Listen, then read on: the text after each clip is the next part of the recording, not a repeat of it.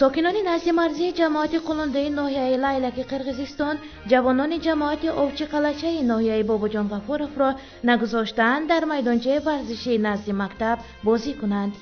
طبری خبرگزاری اسپوتنیک خبر داده است ساکنان جماعت قلنده ناحیه لیلک قرقیزستان این ورزشگاه را حدود بحثناک نامیده وارد شدن تاجیکان را بر آن منع نمودند.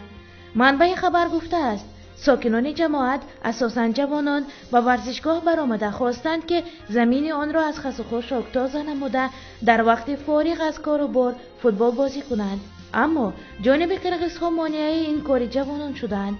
این در حالی است که اخیراً ظریف نظیری رئیس ناحیه باباجان غفورov از وضع آرام مرز با ناحیه لیلک قرقیزستان صحبت کرده بود.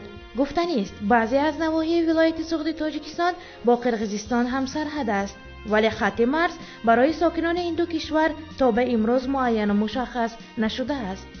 تاجیکستان و قرقیزستان حدود 970 کیلومتر مرز مشترک دارند که 50% آن هنوز علامت گذاری نشده است. چنین نامعینی به نزاع و برخوردها میان ساکنان عادی و سرحدبانان این جمهوری ها باعث می شوند.